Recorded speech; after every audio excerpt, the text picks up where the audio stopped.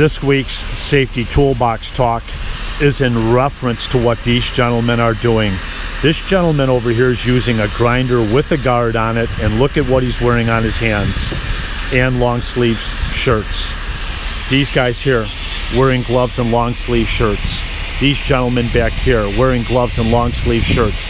Guess what this week's safety toolbox talk is about? We've sustained a recordable injury with 2 fractured fingers in the last month. We've sustained our first lost time accident this year with a fracture to a hand by a fall per se. Now, hand and arm protection. Many tradesmen out here working in the industry are claiming they cannot wear gloves. The way the standards are written for personal protective equipment, your skin is susceptible to lacerations, to chemicals, to the components like fly ash and or Portland cement, even in the mixtures that we use every day. And all we have is skin protecting our bloodstream. Once you break that skin, you're susceptible to an inner body infection.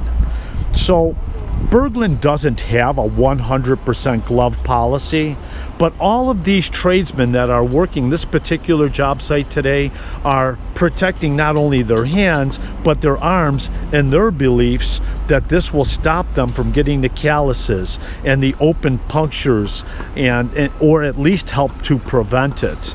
And with our first recordable and with our first lost time, this is a good time of the year, peak season, late July, early August, to talk about whether or not you believe in hand and arm protection, because it's a must.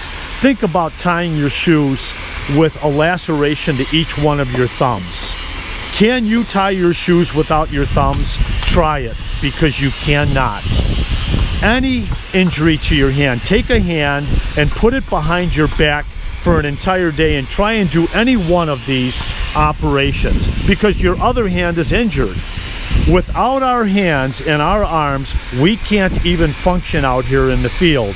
So when are we going to get on that so-called safety bus and start protecting ourselves to the best of our abilities? Look at what we're doing here as far as setting brick, setting large parapet stone that weigh 300-400 pounds each. We're utilizing a crane out here on this job site. So there's a lot of pinch points. There's a lot of susception to injury with fingers, hands, arms, lacerations, so on and so forth. So this week, let's take a hard look at the task that we're working on. Let's make sure that the guards are on our grinders, on our chop saws, on our skill saws.